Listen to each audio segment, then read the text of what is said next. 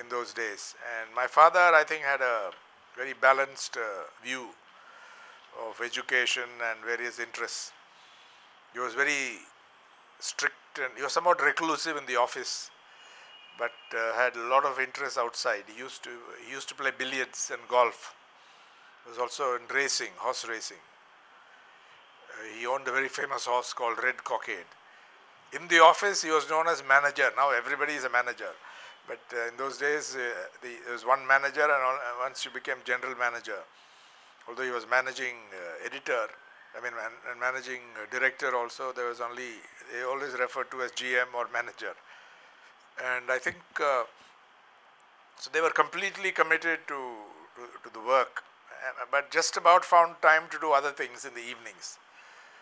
So he encouraged studies as well as cricket. They wouldn't say, oh, you're playing too much, and so on. So of course your mother also makes a huge difference. My mother is 80.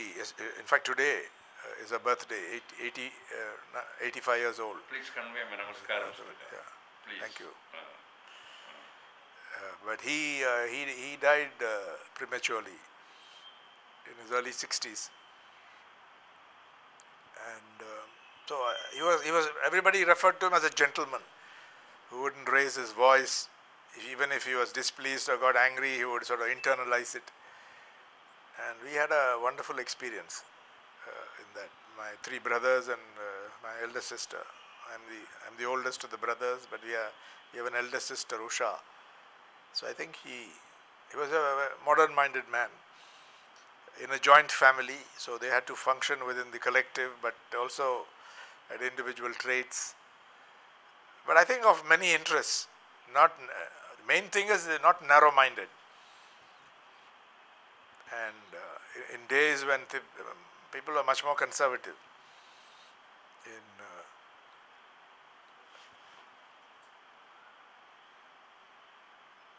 and I remember one incident. I was in presidency. I think I have not told anyone this, but I can tell you.